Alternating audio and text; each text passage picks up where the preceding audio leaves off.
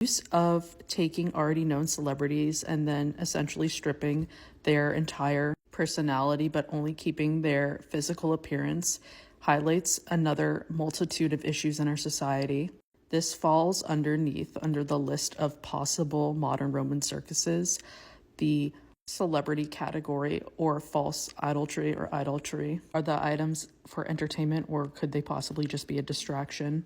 Many are becoming aware that there's a lack of third spaces or a decrease of third spaces in our modern society, a place that is outside of the home as well as work or school. So many are trying to expand themselves or their lives outward, but many are becoming aware that they're uncomfortable with just being alone by themselves with their own thoughts.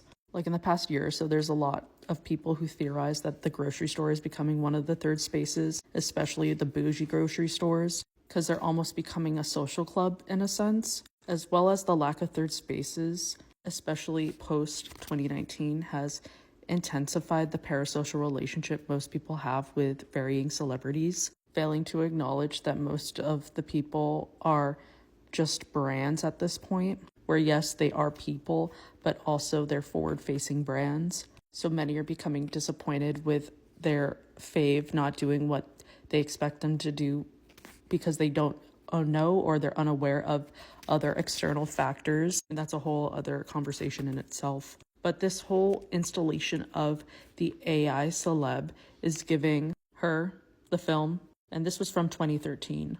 But post-quarantine, it's become extremely dangerous, where a lot of people who were or are extremely extroverted were forced into only being able to use or virtual communication. So there's a cutoff of the actual human interaction, and the over-reliance on virtual interactions is quite reminiscent of, if you're familiar with this video game, We Happy Few. It's in a dystopian society where the majority conforms by taking this pill, which causes people to hallucinate, so they don't see how dystopian the society they live in really is. And anyone who stops taking the pill becomes a problem to the system, or the possibility of the future over-reliance of AI is reminiscent of I Have No Mouth and I Must Scream, which this was a short story from the late 60s about an AI computer or a supercomputer